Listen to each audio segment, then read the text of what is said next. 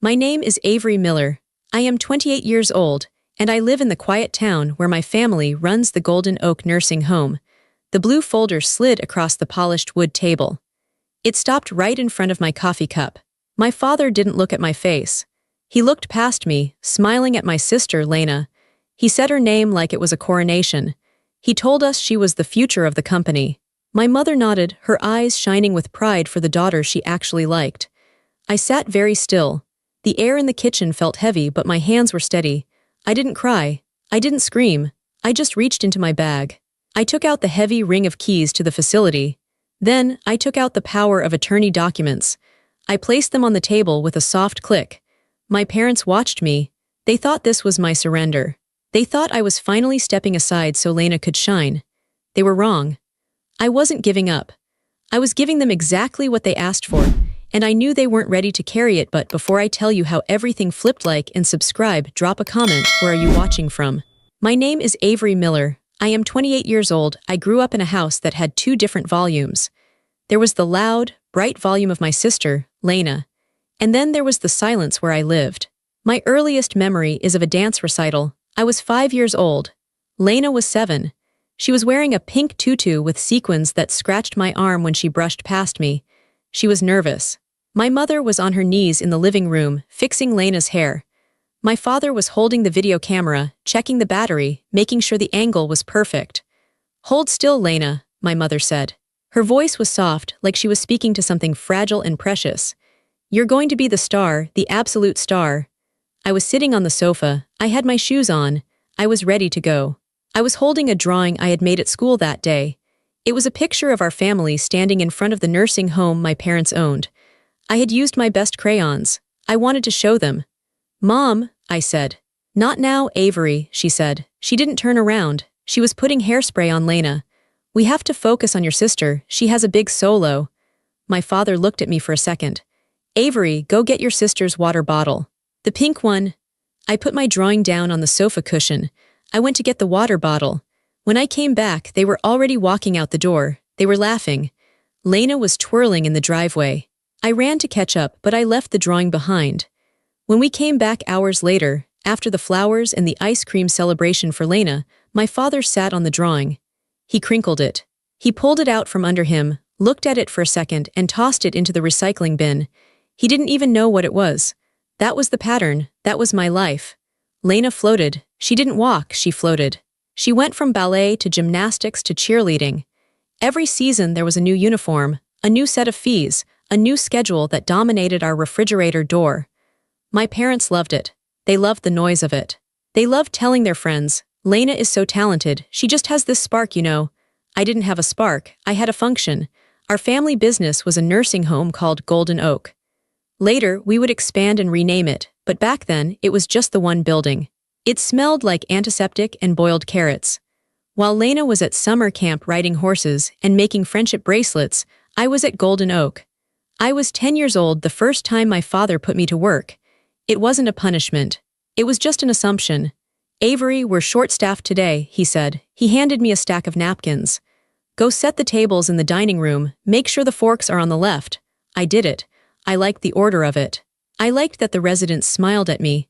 I liked that if I did a good job, the room looked right. By the time I was 12, I wasn't just setting tables. I was filing paperwork. I was answering the phone when the receptionist took a smoke break. I knew the names of every resident. I knew which ones liked sugar in their tea and which ones were diabetic. One afternoon, I was in the back office, sorting invoices. It was summer. Outside, the sun was blazing. Lena was at the community pool with her friends. My mother came into the office fanning herself. "It's so hot," she complained. She looked at me. I was covered in dust from the filing cabinets. "Avery, did you finish those files?" "Yes," I said. "I also organized the vendor list by date." She nodded absent-mindedly. "Good, you're such a help. I don't know what we'd do without you." It sounded like a compliment. But then she looked at her watch. "Oh goodness, I have to go pick up Lena. She's going to be exhausted from swimming. We're going to stop for pizza on the way home. Do you want me to bring you back a slice? Or are you okay here for another hour?" "I'm okay," I said. "You're so independent," she said, smiling. She grabbed her keys. "That's what I love about you, Avery. You never need anything, you're just easy," she laughed. I sat in the dusty office. I heard her car drive away. Independent. That was the word they used to cover up the neglect. They called me independent so they didn't have to feel bad about leaving me alone. They convinced themselves that I preferred the silence. They told themselves that Avery liked working, that Avery didn't like parties, that Avery didn't need new clothes because she didn't care about fashion. It wasn't true. I wanted the pink tutu. I wanted the pizza. I wanted someone to look at me and say, "You are the future." But I learned early on that if I cried, I was difficult. If Lena cried, she was sensitive, so I stopped crying. I became useful. Being useful was the only currency I had. High school was worse. Lena was 2 years older, so for a while we were in school together. She was the queen. She was beautiful, with blonde hair that always looked perfect, and a smile that made teachers forgive her for not doing her homework. I was the ghost in the hallway. I was Lena's little sister. "Oh, you're Avery," teachers would say. "I have your sister in my 3rd period. She's such a character." They never said she was smart. They never said she was hardworking. They said she was a character. I got straight A's. I studied until midnight every night. I thought if I was perfect on paper, my parents would notice. When I brought home my report card junior year, a perfect 4 GPA, I put it on the kitchen counter. My mother was on the phone with Lena's drama coach. Lena had gotten the lead in the spring musical, but she was threatening to quit because she didn't like the costume. "We'll buy her a new costume," my father was saying in the background. "Whatever it costs. She has to shine." I stood there for 10 minutes. Finally, my mother hung up. She looked at me.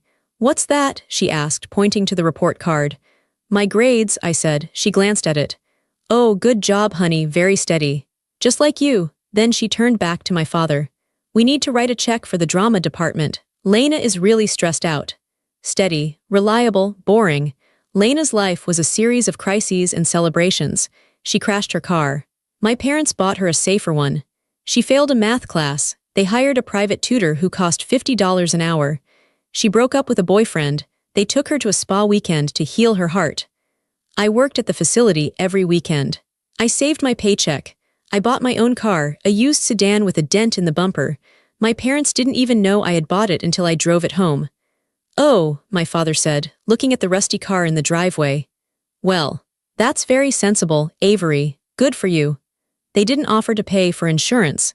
They didn't offer to pay for gas. They were saving their money for Lena's college tuition. She wanted to go to a private arts college out of state. It was incredibly expensive. "We have to support her dreams," my mother told me one night in the kitchen. She was counting out cash for Lena's allowance. "Lena is an artist. She sees the world differently. You, Avery, you're practical. You'll be fine at the state university. It's a good school, and it's close to home so you can keep working at the facility." It wasn't a question, it was a decree. Lena went to the dream school. I went to the local school and worked 30 hours a week at the nursing home to pay for my books. But the real separation happened during my sophomore year of college. I was studying business administration with a focus on healthcare management. I wasn't doing it because I loved it. I was doing it because I saw the cracks in the family business. I saw the way my father forgot to file tax extensions. I saw the way my mother hired staff without checking their references just because she liked their vibe. The business was bleeding money. I could see it. I came home one weekend with a binder. I had done a full analysis of their operating costs for my accounting class project. "Dad," I said. We were in his office. He was staring at a pile of unopened mail. "I think we can save about 15% if we switch food vendors and renegotiate the laundry contract." I did the math. I opened the binder. I showed him the spreadsheets. I showed him the projections. He looked at the pages. He rubbed his eyes. He looked tired. "Avery, please," he said. "Not now, I have a headache." "But Dad, you're losing money," I said. "Look at this line. If you don't change this, you're going to be in the red by December." He sighed. He pushed the binder away.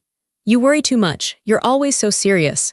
It's depressing, Avery. Just handle it if you want. But don't bore me with the details. I'm the owner. I have the vision.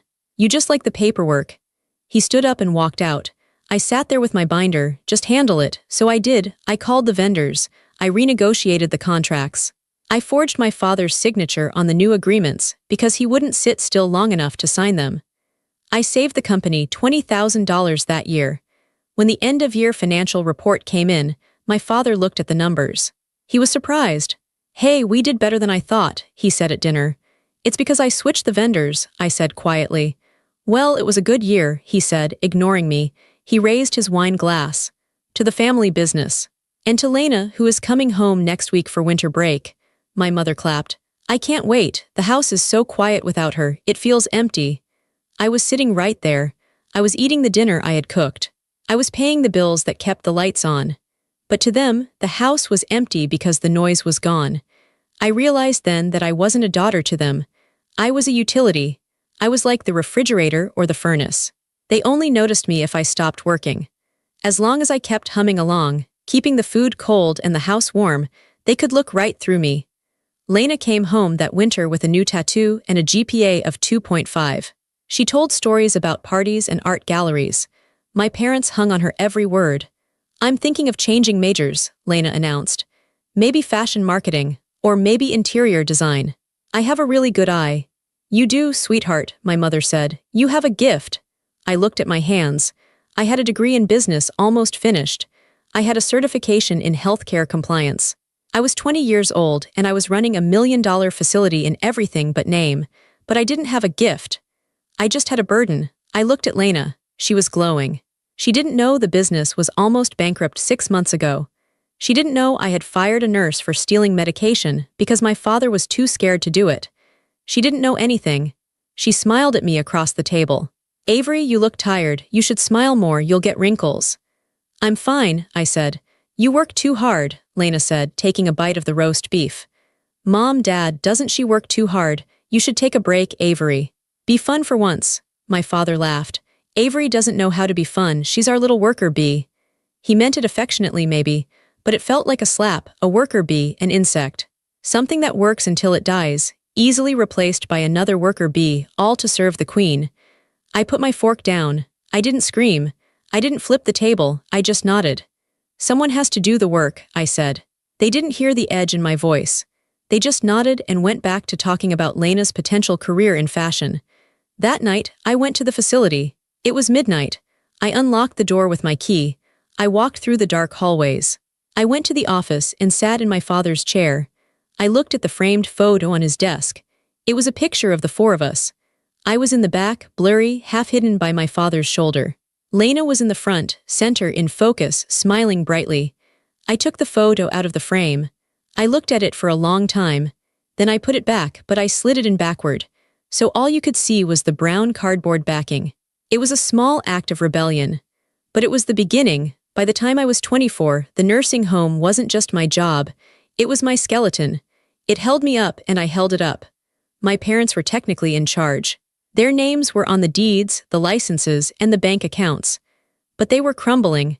My father was diagnosed with early-onset Parkinson's. It started with a tremor in his hand, then a shuffle in his walk. He couldn't sign checks legibly anymore. He got confused during staff meetings. He would start talking about regulations from the 1990s that didn't exist anymore. My mother was overwhelmed. She wasn't a businesswoman, she was a socialite who happened to own a business. When the regulators came, state inspectors with clipboards and frowns, she would panic. She would try to offer them coffee and charm them. You cannot charm a state inspector who just found a discrepancy in the medication logs. So I stepped in. I moved back home after college. Lena was still finding herself in New York City, living in an apartment my parents paid for, trying to launch a jewelry line that never made a profit. I was in the back office of Golden Oak, surrounded by stacks of paper. The first major crisis happened on a Tuesday in November. It was raining. I was in the kitchen at the facility, checking the inventory, when the director of nursing ran in. Her face was pale.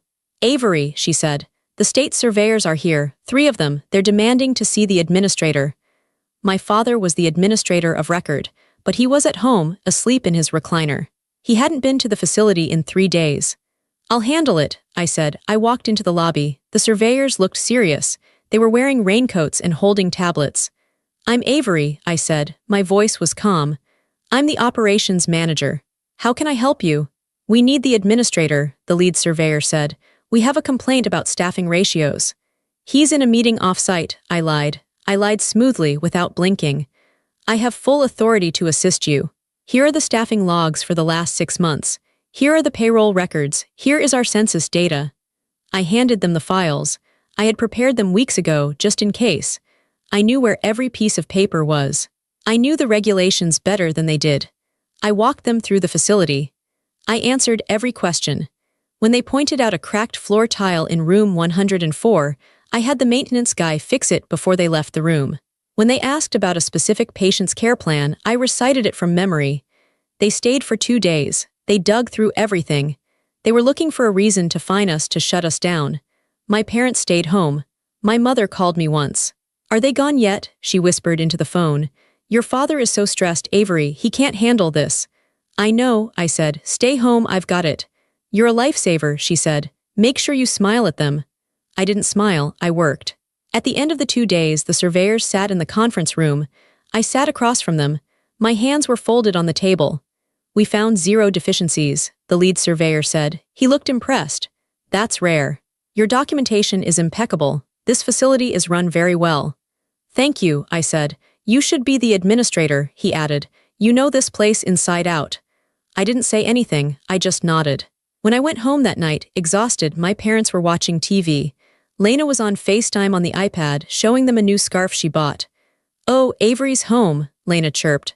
"Hi, Avery. Mom says you had a busy couple of days." "Yeah," I said. "I dropped my keys on the counter. We passed, 0 deficiencies."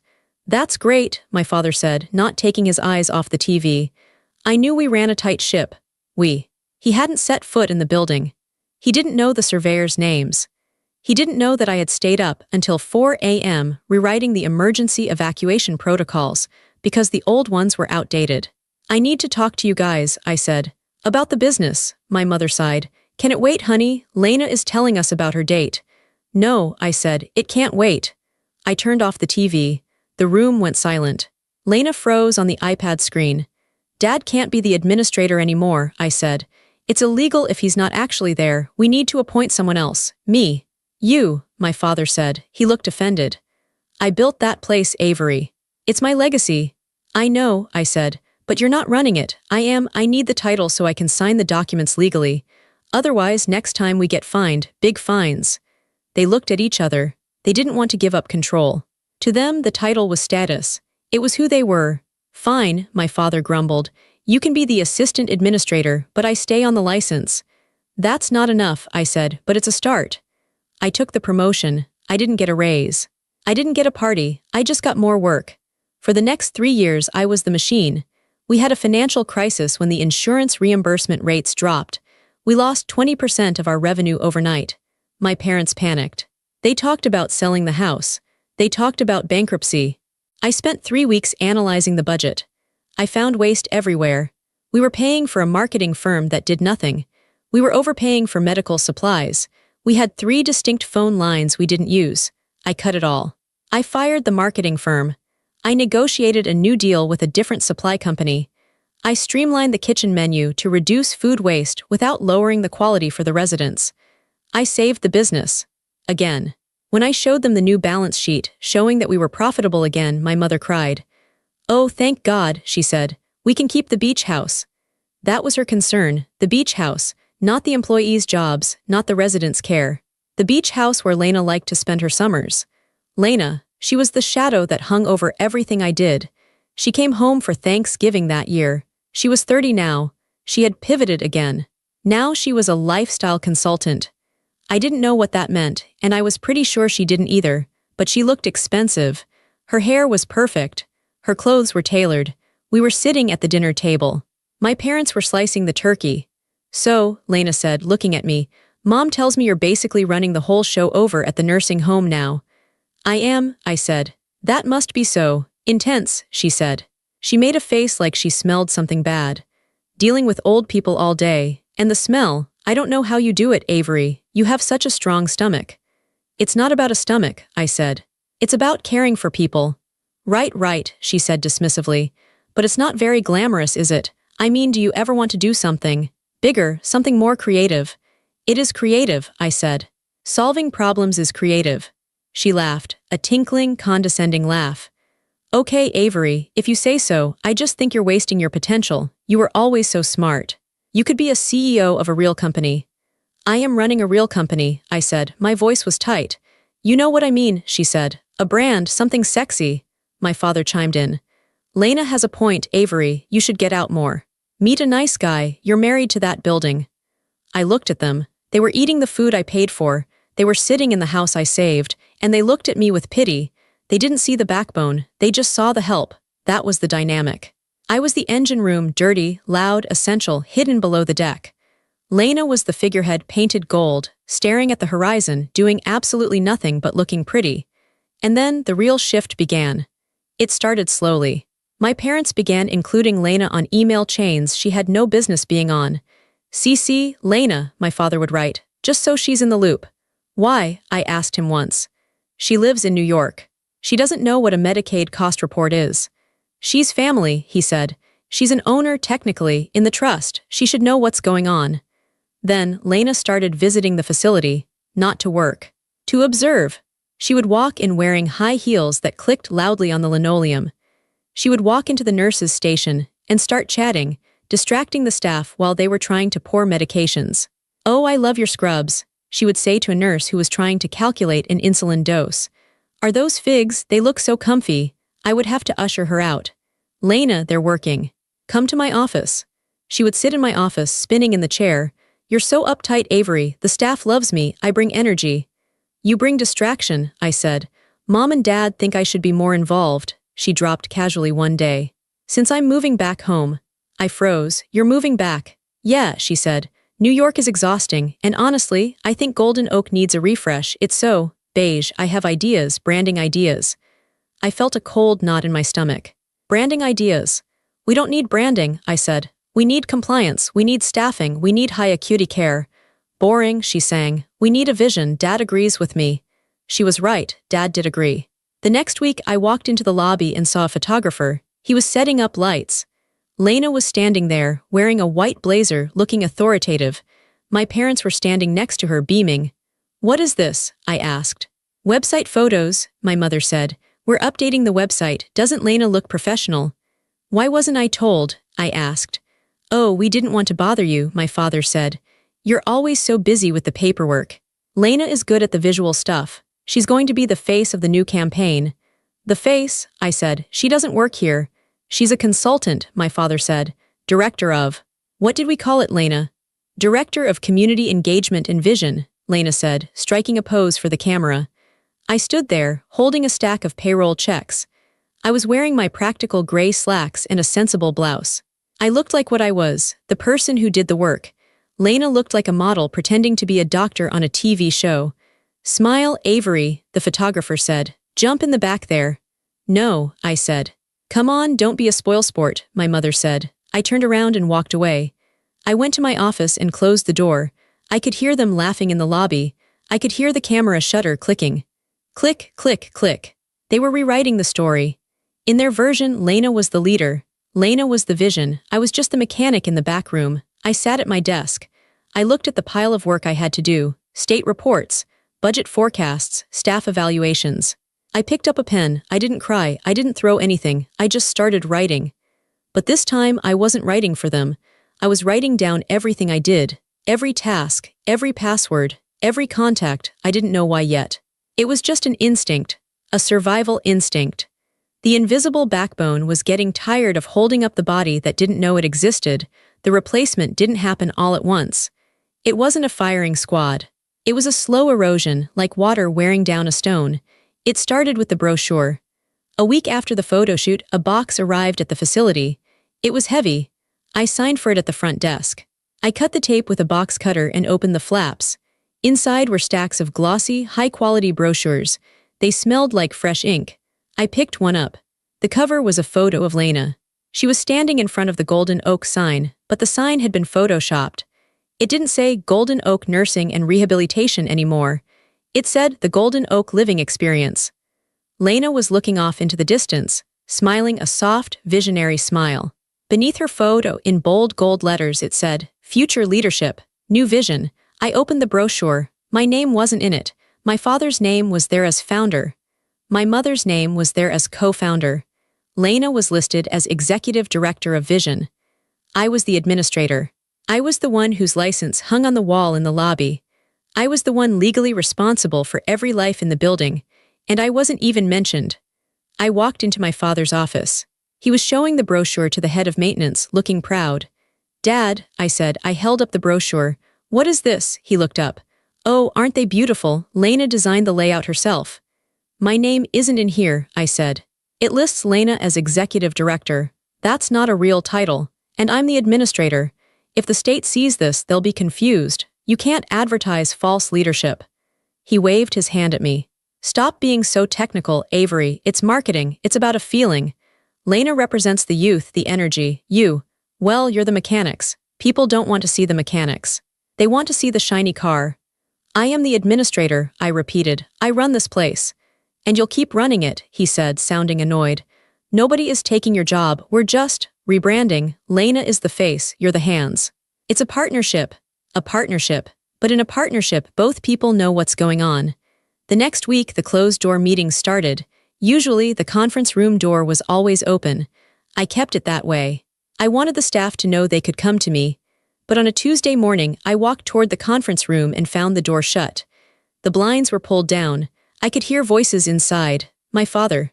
My mother, Lena. And a man's voice I didn't recognize. I knocked and opened the door. They all stopped talking and looked at me. There was a blueprint spread out on the table. "Oh," my mother said. She looked guilty. "What's going on?" I asked. "Who is this?" "This is Mr. Henderson," Lena said. She didn't look guilty. She looked annoyed that I had interrupted. "He's an architect." "An architect?" I stepped into the room. "Why do we need an architect?"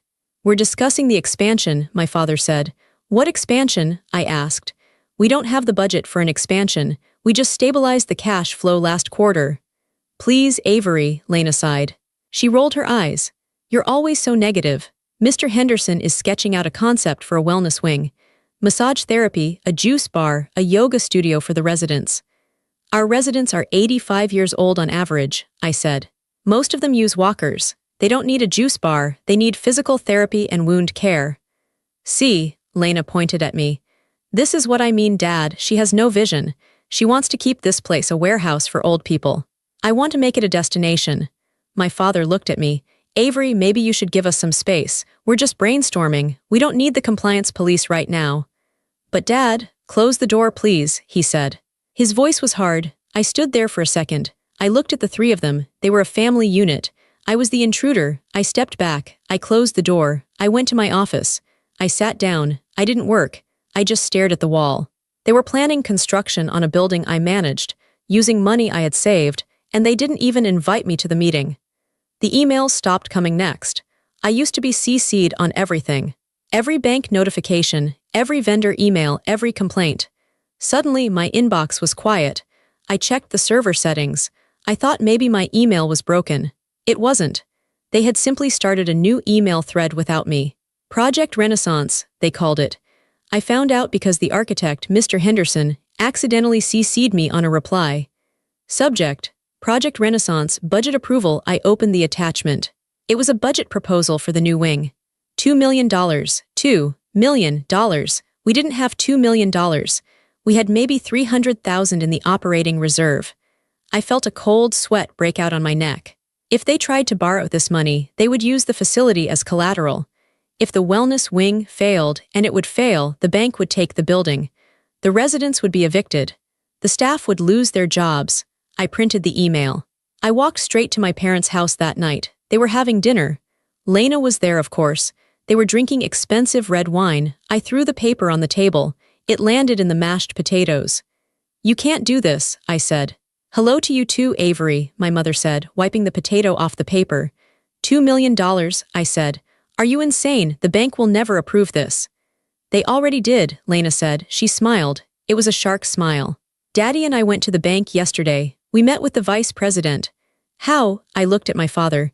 "The financials don't support a loan that size." Lena showed them the projections, my father said. He looked a little drunk. She made a very compelling presentation about the future market. "The boomer generation wants luxury, Avery, not hospitals." "Projections aren't real money," I shouted. It was the first time I had raised my voice in years. "You can't pay a mortgage with projections." "Stop shouting," my mother snapped. "You're upsetting your father. Why can't you just be happy for your sister? She's taking initiative. She's trying to grow the family legacy." "She's going to bankrupt the family legacy," I said. That's enough, my father said. He slammed his hand on the table. I am the owner. I make the decisions. You are the administrator. Your job is to run the building we give you. If we give you a bigger building with a yoga studio, you run that. Do you understand? I'm trying to protect you, I said. My voice shook. We don't need your protection, Lena said softly. We need your support, or maybe we need someone who believes in the vision. The threat hung in the air. Maybe we need someone else. I looked at them. They truly believed it. They believed Lena's fairy tale because it was prettier than my reality. They wanted to be the owners of a luxury resort, not a nursing home, and I was the only thing reminding them of the unglamorous truth. Okay, I said. Okay, I turned and walked out. The final blow came a month later. My mother called me. She sounded excited. Avery, we're planning a big gala, she said, to announce the rebranding. The Golden Oak Renaissance. We rented the ballroom at the Marriott. Okay, I said. Do you need me to check the contracts? No, Lena has handled all the fun stuff, she said. But we need you to handle the guest list for the staff. You know, invite the nurses and the aides, but tell them to dress appropriately. No scrubs. Sure, I said. And Avery. Yes, we're going to have a presentation. Dad is going to speak. Then he's going to introduce Lena as the new leader of the expansion. We're going to give her a symbolic key to the facility. It's going to be very touching. A key. I had the real keys in my pocket. I had carried them for 5 years. I had answered the alarms at 3 a.m. A symbolic key, I repeated. Yes, it's gold-plated, my mother said. Anyway, we want you to be there, of course. Maybe you can help check people in at the registration table, since you know all the employees' names. Check people in. At the event celebrating the business I saved, I was being asked to work the door. I'll think about it, I said. Don't be difficult, she said. It's a family celebration. I hung up. I was at the facility. It was late. The office was dark. I saw a folder on my father's desk. It was labeled Lena Confidential. I shouldn't have looked, but I did. I opened it. It wasn't just the loan documents. It was a restructuring plan. I read the pages. My heart hammered against my ribs. It was a draft of a new corporate structure. In this new structure, Lena was the CEO. My parents were the board of directors, and there was a box for operations manager. The salary listed was 20% less than what I was making now, and next to the title, someone had written in red pen, my father's handwriting, Avery, if she stays. If not, hire external. They had already decided. They weren't just adding Lena.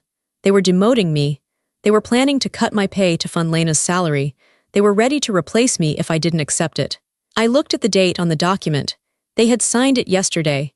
They had signed my demotion a day before asking me to work the door at the party. I sat there for a long time.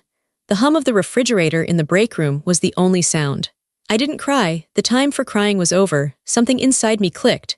It was the sound of a lock turning. I wasn't their daughter anymore. I wasn't their worker bee. I was a liability to their fantasy, but they forgot one thing. I wasn't just the administrator. I was the system. I knew every password. I knew every regulator's direct line. I held the logins for the Medicare portal. I held the encryption keys for the patient database. I was the signatory on the compliance affidavits. They thought they bought a building. They didn't understand that a nursing home isn't a building. It's a license. It's a record of compliance. It's a structure of laws and protocols. And I own the structure. I stood up. My legs felt strong. I walked out of the office and climbed the stairs to the second floor, to a small storage room that nobody used. I had a private server back up there. I had set it up years ago, just for redundancy. I sat down on a dusty box. I took out my tablet. I opened a blank document. I didn't write a resignation letter. I started to document. I documented 10 years of work. Item 1, provider agreements. Item 2, state survey plans of correction. Item 3, vendor contracts negotiated by Avery. Item 4, intellectual property, the Harbor Bridge compliance system. Wait, that was it. I had created a specific system for tracking patient care. I called it the Harbor Bridge method. I had written the code for the database myself. I had copyrighted the manual 2 years ago, just to be safe. I had paid the fee with my own credit card. The facility used my system to run. Without it, they couldn't bill Medicare. They couldn't track meds. And the system belonged to me, not the company, me. I looked at the screen. The blue light reflected in my eyes. They wanted Lena to be the future? Fine. I would give them the future they designed. A beautiful building with no engine. I wasn't going to scream. I wasn't going to fight at the gala. I was going to pack my things. I was going to separate my spine from their body, and I was going to watch them try to walk without me. I typed for hours. I organized everything. I wasn't preparing for revenge. Revenge is messy. Revenge is emotional. I was preparing for justice. And justice, like a good audit, is cold, hard, and undeniable. The next morning, I walked into the kitchen. My mother was drinking coffee. My father was reading the newspaper. Lena was still asleep. "Good morning," I said. My mother looked up, surprised. She expected me to be angry about the gala. She expected me to be sulking about the check-in table assignment. "Good morning," she said cautiously. "You're up early." "I have a lot of work to do," I said. I poured myself a cup of coffee. My hand was steady. "I want to make sure the files are in order before the big rebranding." My father lowered his paper. He smiled. "That's the spirit, Avery. I knew you'd come around. It's going to be a great night for the family." "Yes," I said. "It will be memorable." I drank my coffee. I looked at them. I didn't feel the old ache in my chest. Usually, seeing them ignore me hurt. Today, it felt like watching actors on a screen. They were playing a part. I was the audience. And I was about to leave the theater. I finished my coffee. "I'm going to the office." "On a Saturday?" my mother asked. "There's a lot of cleanup to do," I said. I drove to the facility. I didn't go to my office. I went to the medical director's office. Dr. Hale was there. He was 60 years old, a grumpy man who hated bureaucracy but loved the patients. He respected me. He tolerated my parents. He looked up when I walked in. "Avery. What's wrong? You look focused." I shut the door. I sat down. "Dr. Hale, I need to ask you a hypothetical question," I said. He took off his glasses. "Go ahead. If the administration of this facility changed, if the operational systems were removed, would you stay?" He frowned. "What do you mean removed?" "I mean the compliance protocols, the Harbor Bridge system I built, the way we track meds, the way we handle state reporting. If that was gone and the leadership was just my parents and Lena," he laughed, a short, dry bark. "If you leave, Avery, and take your brain with you, I'd resign within the hour. Your father thinks a nursing home is a real estate investment.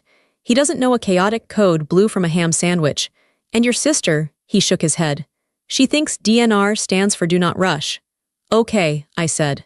"That's what I needed to know." "Are you leaving?" he asked. His eyes were sharp. "I'm not just leaving," I said. "I'm moving." I didn't tell him everything. Not yet, but I needed to know I had allies. Next, I drove to the city. I had an appointment with Miss Rowan. She was an intellectual property lawyer I had met at a compliance seminar 3 years ago. I had kept her card. Her office was glass and steel. It was quiet. "Avery," she said, shaking my hand. "It's been a while. How is Golden Oak?" "Golden Oak is changing," I said. I sat down and pulled out my tablet. "I need to protect something." I showed her the copyright registration for the Harbor Bridge compliance system. I showed her the credit card statements proving I paid for the software development myself. I showed her the timestamps on the code, proving I wrote it on weekends and nights off the clock. "This is my intellectual property," I said. "Correct." She studied the documents. She nodded. "It appears so. You developed it independently, you paid for the copyright, and there is no clause in your employment contract assigning inventions to the company. In fact," she looked at my employment contract, which I had brought. "You don't even have a formal employment contract. You're an at-will employee." "My parents don't believe in contracts for family," I said. "They think loyalty is enough." "Their mistake," she said. "So, you own the system. What do you want to do?" "I want to license it," I said, "but not to Golden Oak. I want to create a separate entity, a non-profit foundation, the Harbor Bridge Foundation. I want to transfer all the rights to that foundation." "In Golden Oak, they are currently using my system without a license," I said. "I've allowed it because I run it, but if I stop running it, they are using unauthorized software to manage medical records. That's a violation of HIPAA and state law." Miss Rowan looked at me. She smiled. It was a cold, professional smile. "I see. You want to evict them from your brain." "Exactly," I said. "We can have the foundation paperwork filed by Monday," she said. "It will be a shell company for now, holding the IP. But legally, it will be the owner." "Do it," I said. I drove home. I felt lighter. For the next week, I played the game. I went to work. I smiled at the staff. I answered emails, but I wasn't doing my usual work. I was cleaning house. I went through the physical files. I took every binder that I had created, my personal notes, my strategy guides, my contact lists for the state inspectors. I put them in boxes. Spring cleaning, the receptionist asked. Something like that, I said. I took the boxes to my car. Trunk by trunk, I emptied my office of me. By Thursday, my office looked the same to a stranger, but to me, it was empty. The diploma on the wall was just paper. The computer on the desk was wiped of my personal shortcuts. The Harbor Bridge software was still running on the server, but I had changed the administrative password. I set the new password to something simple, something they would never guess. Independent. On Friday, the day before the gala, my parents were in a frenzy. The flowers are the wrong shade of cream, my mother was shouting into the phone in the living room. Lena needs the limo at 6, my father yelled. I came down the stairs, I was wearing my work clothes. Avery, my mother said, can you run to the printers? The programs have a typo, they spelled Renaissance wrong. I can't, I said. I have to go to the bank. The bank? She looked annoyed. What for? Personal business, I said. Can it wait? No, I said. I walked out. I didn't go to the bank. I went to the post office. I had a stack of letters. They were resignation letters. But not just a simple I quit. They were notifications, one for the State Department of Health, notification of change in administrator, one for the bank, removal of personal guarantee. I had co-signed a small line of credit years ago. I was removing my name, one for the insurance company. I didn't mail them yet. I just bought the stamps. I put them in my bag. Then I went to the facility for the last time as the administrator. It was 5 p.m.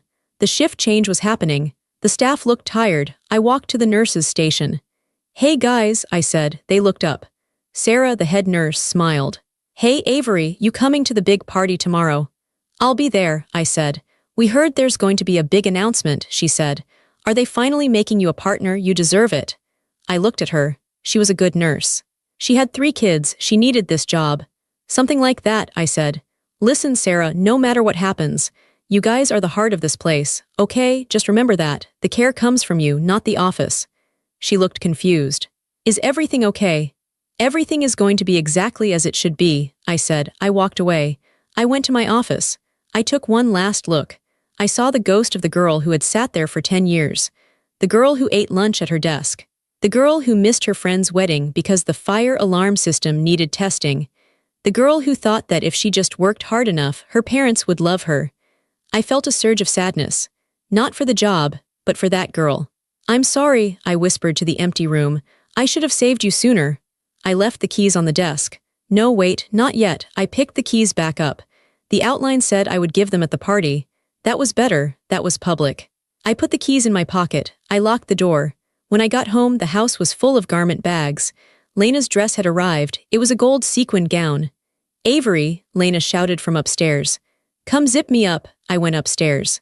Lena was standing in front of the mirror. The dress was tight. It glittered under the lights. Careful, she said as I pulled the zipper. Don't snag it with your rough hands. My hands weren't rough. They were capable. But to her, anything that worked was rough. It fits well, I said. It's perfect, she said. She admired herself. Tomorrow is going to be amazing, Avery. I have so many ideas. I'm going to change everything. I know you will, I said. And don't worry, she said, looking at me in the reflection. Her voice dropped to a fake whisper. I told Dad we should keep you on, even with the salary cut. I told him, Avery needs us. So, you're welcome. She thought she was saving me. She thought she was being benevolent by letting me keep my scraps. Thank you, Lena, I said. That clarifies everything. Clarifies what? My decision. She didn't ask what I meant. She just turned to check her profile in the mirror. I went to my room. I sat at my desk. I had one more thing to prepare, the red envelope. I took out a piece of thick, expensive stationery. I took out my favorite pen. I needed to write the letter that I would hand her tomorrow. I closed my eyes. I thought about the future leadership brochure. I thought about the meeting with the architect. I thought about the backwards photo in my father's office. I didn't want to write a rant. I didn't want to call her names. I wanted to explain the weight of the crown she had just stolen. I started writing. Dear Lena, you always wanted to be the star. You always wanted the spotlight. Today you have it. I stopped. I needed to be precise. I wrote about the difference between a building and a business. A building is just bricks. A business is 1,000 invisible threads holding those bricks together. I have been holding those threads for 10 years. My hands are tired. You said I had rough hands. You were right. They are rough because they have been holding up the ceiling so you could dance on the floor. I wrote about the harbor bridge. You cannot run a ship without a rudder. I am taking the rudder. I finished the letter. I folded it, I put it in the red envelope, I sealed it with wax. It felt old-fashioned. It felt final. I placed 3 items on my dresser for tomorrow morning: the heavy ring of keys, the folder with the power of attorney documents revoking my rights, the red envelope. I turned off the light. I lay in bed. Downstairs, I could hear my parents laughing. They were toasting with champagne. They were toasting to the future. I smiled in the dark. They had no idea that the future had already packed its bags and was leaving at sunrise. The victim was gone. The architect was awake. And tomorrow, the building would fall. The week leading up to the gala wasn't just about cleaning out my office. It was about building the trap. Or rather, building the lifeboat that I would sail away in, leaving them on the sinking ship they had drilled holes in. I sat in Miss Rowan's conference room. It was Monday, 5 days before the party. The table was covered in paperwork. "This is aggressive, Avery," Miss Rowan said. She adjusted her glasses. "You are effectively stripping the operational capacity of Golden Oak and housing it under this new entity, the Harbor Bridge Foundation." "Is it legal?" I asked. "Completely," she said. "You created the systems. You own the IP. You are simply formalizing that ownership. The genius is in the leasing agreement." She slid a document toward me. "The foundation," she explained, pointing to the diagram, "will hold the rights to the compliance software, the staff training manuals, the vendor negotiation protocols, and the Harbor Bridge Quality Assurance Certification. If a facility wants to use these tools, which Golden Oak currently does, they must be a certified partner of the foundation." "And to be a certified partner," I asked. "They must meet strict leadership standards," she said. "The administrator of record must be certified by the foundation. If the administrator is replaced by someone uncertified, the license to use the system is revoked immediately." I smiled. It was a cold, small smile. "So," I said, "if I leave and Lena takes over, she isn't certified." "Correct," Miss Rowan said. "And since Golden Oak's entire billing and medical record workflow relies on your software, the moment you leave, they are operating blindly. They would need to pay the foundation a massive licensing fee to keep using it, or stop using it entirely. And if they stop using it, they breach their state contract," she said. "Because their plan of correction with the state specifically lists Harbor Bridge methodology as their compliance framework." It was perfect. I wasn't stealing the building. I wasn't stealing the money. I was taking the brain. I was leaving the body, but I was taking the ability to move, speak, and think. "Now," Miss Rowan said, sliding a stack of papers into a folder, "you need signatures. The owners of Golden Oak need to acknowledge that the Harbor Bridge system is third-party intellectual property. They need to sign a waiver stating they understand they do not own the code or the manuals." "They'll sign," I said. "Are you sure it's a significant concession?" "They don't read," I said. "They trust me to handle the boring stuff. To them, this is just more red tape." I took the documents. They felt heavy. They felt like a weapon. That night, I went to my parents' house for dinner. It was strategy night for the gala. The table was covered in fabric swatches and menu samples. My father was complaining about the price of the shrimp cocktail. My mother was worried about the centerpieces. Lena was sketching a logo on a napkin. "It needs to be elegant," Lena was saying. "Like a swan, Golden Oak, rising." "It's a tree, Lena," I said. I sat down. "Oaks don't rise like birds," she glared at me. "It's a metaphor, Avery. God, you're so literal." "Dad," I said, ignoring her, I pulled the folder out of my bag. "I need you to sign some compliance updates before the gala. The state needs to know we've updated our vendor protocols." "Now?" he asked. He was eating a bread roll. "Can it wait until next week? I'm trying to decide between the salmon and the steak." "It has to be done before the fiscal quarter ends," I lied. "It's just standard IP acknowledgement, basically saying that we use specific software for our records. It keeps the auditors happy." "Auditors," he groaned. "You and your auditors, you're obsessed." He wiped his hands on a napkin. He didn't even pick up the document to read the title. "Where do I sign?" he asked. "Here," I pointed to the line. "And here, and Mom needs to sign here as secretary." He scribbled his name, Robert J. Miller. He pushed the paper to my mother. "Sign this, Sharon. Avery says it's for the state." My mother signed it without looking up from the flour samples. Make sure we tell the florist to use the ivory roses, not the white ones, she said. White looks cheap. And Lena, I said. Lena looked up. Me, why me? You're a board member now, right? I said. Or you will be on Saturday. We need to show the state that the incoming leadership is aware of our operational systems. She smiled. She liked that, incoming leadership. Of course, she said. She took the pen. She signed with a flourish, a big, loopy signature. I took the papers back. I checked the signatures, they were valid. They had just signed a document acknowledging that the Harbor Bridge Foundation, owned by me, was the sole owner of the facility's operating system, and that Golden Oak had no permanent rights to it. Thanks, I said. I put the folder back in my bag. You're such a grind, Avery, Lena said. We're talking about a party and you're doing paperwork. Someone has to ensure there's a business left to celebrate, I said. Don't be dramatic, my father said. The business is fine, it's solid as a rock because I built it. I didn't correct him. I didn't say you built the shell. I built the engine. I just ate my salad. The next day I met with Dr. Hale. I needed to solidify the second pillar of the foundation. We met at a diner halfway between the facility and his house. He was drinking black coffee. So, he said, Miss Rowan sent me the bylaws. You want me to be the chairman of the board for this new foundation? I do, I said. I need someone with medical credibility, someone the state respects. And what do I have to do? Nothing yet, I said. Just exist. But on Saturday night, after I resign, the foundation becomes active. On Monday morning, you will receive a notification that Golden Oak is no longer a certified partner. As the chairman, you will have the authority to recommend that we pull our medical direction if standards aren't met. He looked at me over the rim of his cup. You're really going to crash the plane, aren't you? I'm not crashing it, I said. I'm just taking back my pilot's license. If they can fly it themselves, good for them. They can't, he said, and you know it. I know, I said, but they need to learn. They've treated the facility like an ATM for 20 years. They've treated me like a servant. I'm stopping the service. He nodded slowly. He reached into his pocket and pulled out a pen. I'm in, he said. I'm tired of your father telling me how to practice medicine. And I'm tired of watching them overlook you. He signed the acceptance letter. The Harbor Bridge Foundation was now real. It had a president, me, a chairman, Dr. Hale, and a legal counsel, Miss Rowan. It owned the brain of Golden Oak. I spent the next 2 days quietly transferring data. I sat in my office with the door locked. I copied the intricate scheduling algorithms I had written. I copied the database of temp agencies I used when we were short-staffed. I copied the personal notes on every regulator, which inspector liked coffee, which one was strict about fire codes, which one you had to call sir.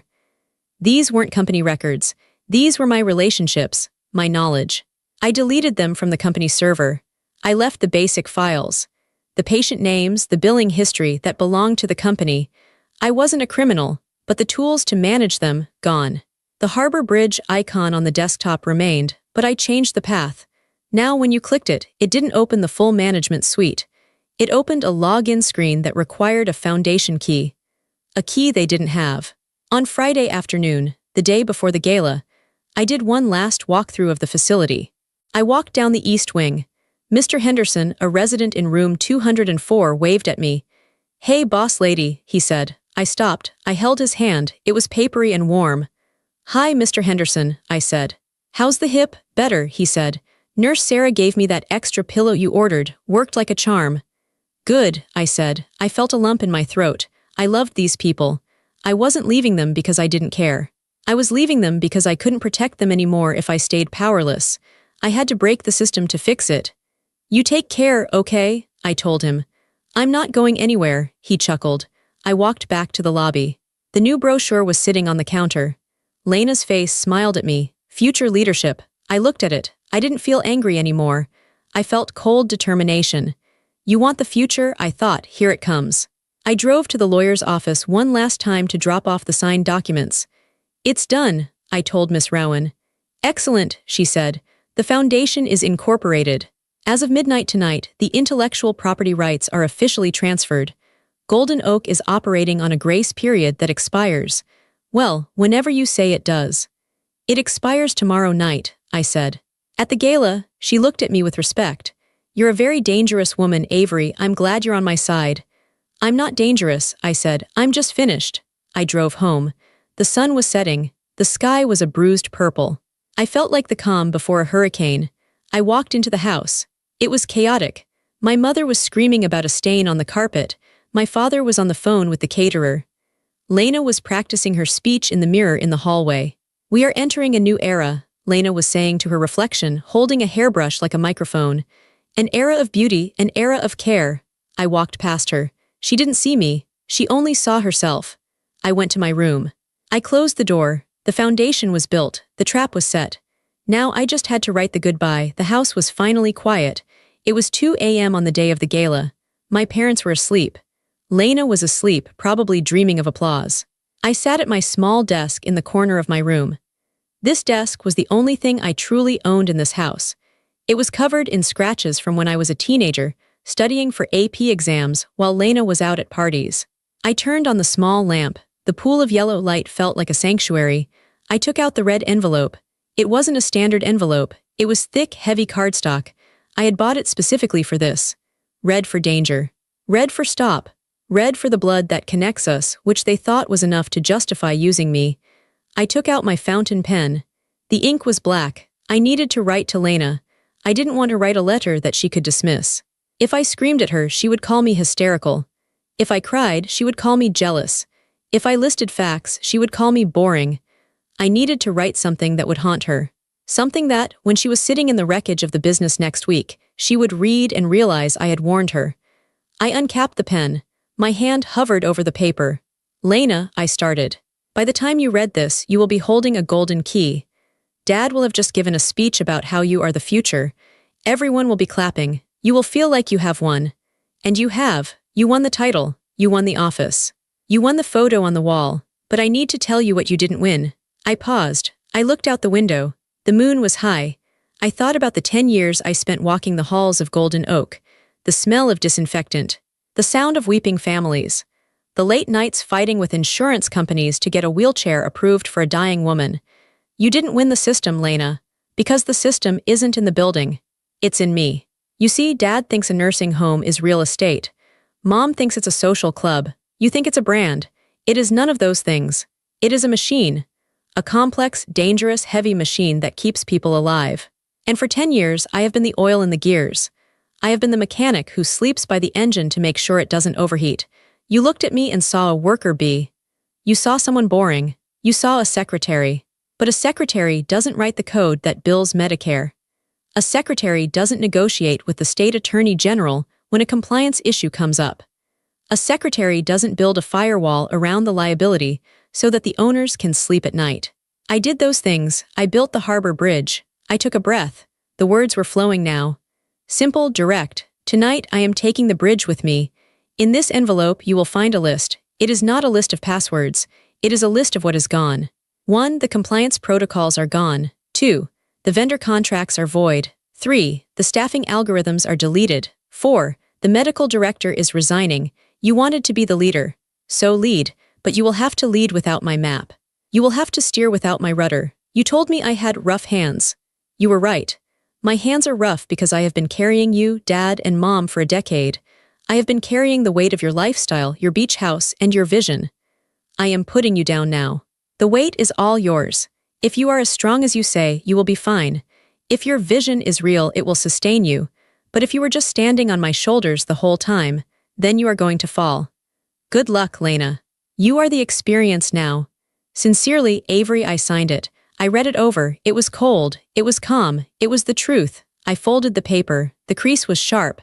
I slid it into the red envelope. I didn't lick the seal. I used a sticker I had bought. A gold wax seal sticker. It looked official. I placed the envelope on the desk. Next to it I placed the ring of keys. There were 20 keys on the ring. The master key. The med room key. The office key. The server room key. They were heavy. Metal, cold, then the final piece, the power of attorney revocation. I had already signed it. It was a legal document stating that I, Avery Miller, resigned as administrator of record and revoked any authority to act on behalf of Golden Oak Nursing and Rehabilitation. 3 items: the keys, the access, the document, the responsibility, the red envelope, the truth. I stared at them. They looked like an altar to my past life. I felt a strange sensation. It wasn't fear, it wasn't sadness. It was peace. For the first time in my life, I wasn't waiting for them to notice me. I wasn't waiting for them to say good job. I was done waiting. I stood up and walked to my closet. I looked at the dress I was supposed to wear. My mother had picked it out. It was gray.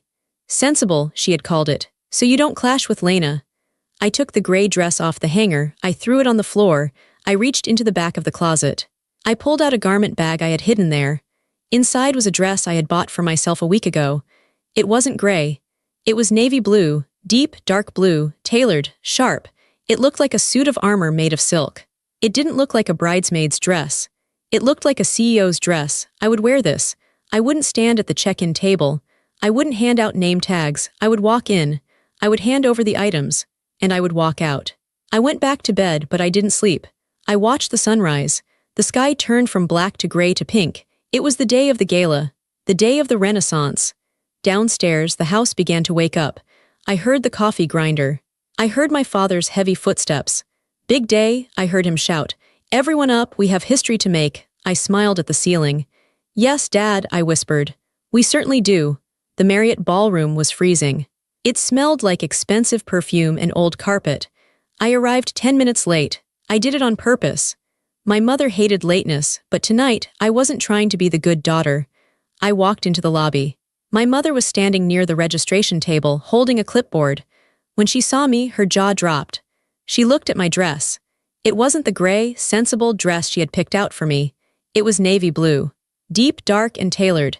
It didn't look like the dress of a helper. It looked like the dress of a CEO. Avery, she hissed, rushing over. What are you wearing? Where is the gray dress? And why aren't you behind the table? People are waiting for their name tags. I'm not working the table, Mom, I said. My voice was calm. What do you mean? She looked around nervously. Don't cause a scene. This is Lena's night. I know, I said. I'm just a guest. I walked past her into the ballroom. The room was full. 300 people, doctors, politicians, staff sat under gold balloons. A banner hung over the stage, Golden Oak, the Renaissance. I found my seat at the family table in the front. My parents and Lena sat in the center. I sat on the far edge. I placed my clutch bag on the table. Inside were the 3 items that would end their fantasy. The lights went down. My father walked onto the stage. He looked handsome in his tuxedo. Welcome, everyone, he boomed. Welcome to the future. He talked for 20 minutes about family values and care. He didn't mention the bankruptcy scares I fixed or the audits I survived. Then he smiled. But a company needs a spark, he said. Please welcome the new executive director. My daughter, Lena Miller. Music played. Lena walked out in a gold sequined gown. She waved like a beauty queen. Thank you, Daddy, she said into the microphone. I am so honored. We are going to bring luxury to healthcare. No more boring hallways. We are going to have life. The crowd clapped. My father held up a box. To symbolize this transfer of power, he said, I present Lena with the key to the facility. It was a giant, fake key made of gold-painted foam. Lena squealed and held it up. I accept. That was my cue. I stood up.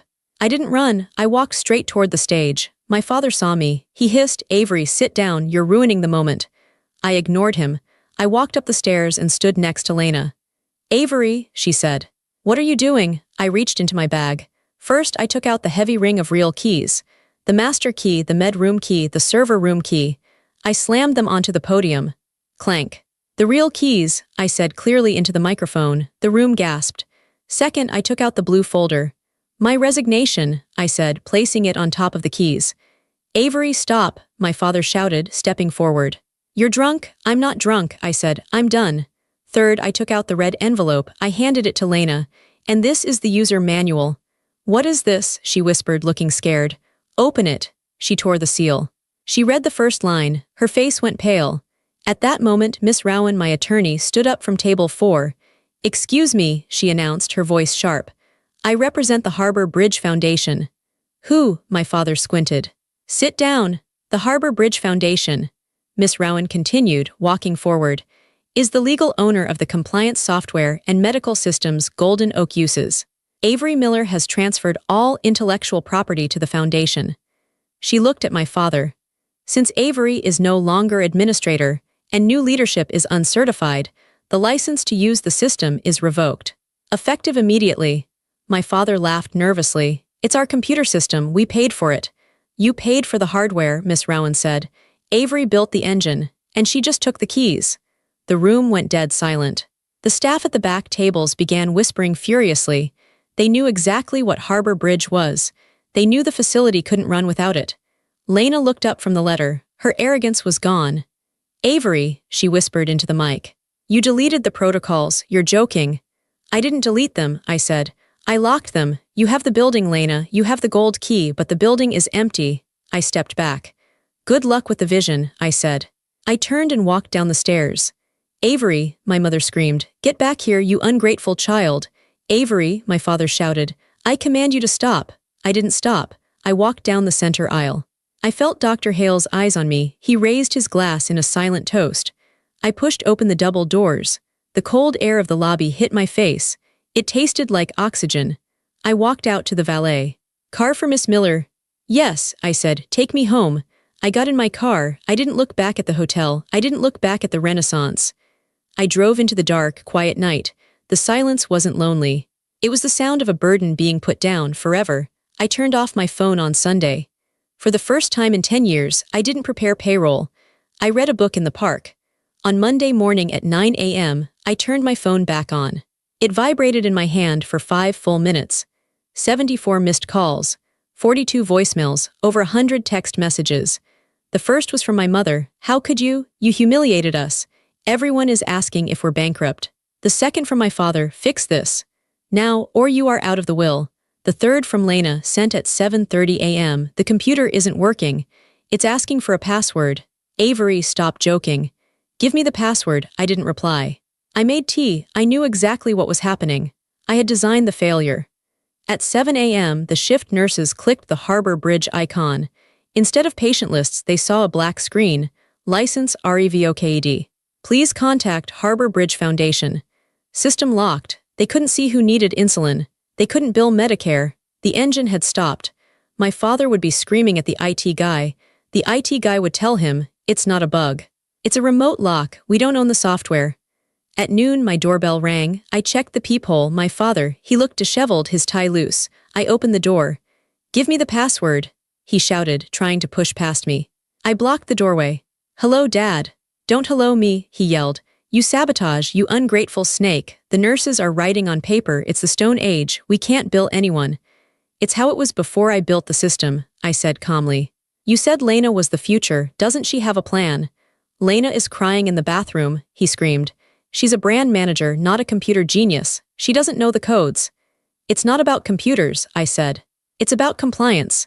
Lena doesn't know the regulations. You don't know them. You relied on me. We are family." His voice broke, desperate now. "You don't do this to family." "You're right," I said. "Family doesn't demote their daughter to pay for the other one's vanity project. Family doesn't erase you from the brochure." He stopped, shocked that I was fighting back. "I will sue you," he whispered. "I will take everything." "You can try," I said. "Miss Rowan is waiting. But if you sue, the state will audit you immediately.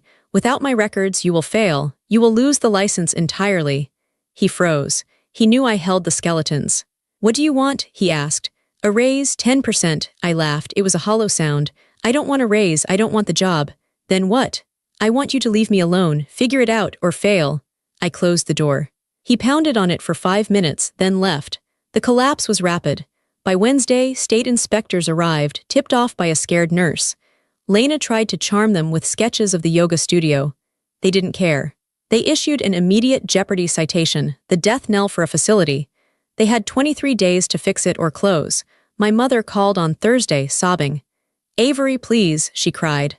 "The bank is calling the loan. We're going to lose the house, the beach house, everything." "I'm sorry, Mom. Just come back, we'll fire Lena, we'll make you the boss, just fix it." "I can't." "Why?" "Because you still don't get it," I said. "You're only calling because you're losing money. You don't miss me, you miss the maid." "That's not true." "It is true, and the maid has quit." I hung up. I blocked their numbers. I watched from the outside as the headlines hit the local paper. Golden Oak faces state sanctions. Family dynasty crumbles. It was painful but necessary. Meanwhile, my phone rang with real business. Other nursing homes had heard about the software war. They wanted the system that was so essential its absence destroyed a company. I started selling licenses. I started making my own money, real money. I was building something new.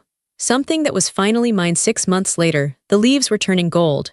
I sat in a downtown coffee shop, wearing a white blazer, meeting with a new client. I finally felt steady. Then a white transport van pulled up across the street. The side door opened. It was Lena. She wasn't wearing sequins. She wasn't wearing a suit. She was wearing cheap, wrinkled blue scrubs. Her hair was messy. She looked exhausted. She was pushing a wheelchair. It was Mr. Henderson. Golden Oak hadn't closed, but to save it, my father had been forced to sell 51% to a corporation. The new owners fired the management team immediately. They stripped the family out of the business. And Lena, if she wanted a paycheck, she had to work the floor. She was an aide now. She was doing the work I used to do at 12, wiping tables, pushing chairs, invisible. She struggled with the curb. The wheel got stuck. She wiped sweat from her forehead and looked up. She saw me through the glass. I froze. I expected her to scream or flip me off. But she didn't. She looked at my tailored blazer. She looked at my expensive laptop. Then she looked at her own hands. They were red and rough from washing. She gave me a small, tired nod. It wasn't an apology. Lena didn't know how to apologize. It was a surrender. She finally knew how heavy the wheelchair was. She finally knew that the glamour was a lie and the work was the only truth. I nodded back, one simple nod. She turned away and pushed Mr. Henderson down the street. "Avery," my client asked, "are you ready to sign?" I turned back to the table. "Yes, I'm ready." I took a sip of my coffee. I didn't feel the need to gloat. I just felt light. The invisible backbone had finally walked away. I was standing in the sun, holding my own weight.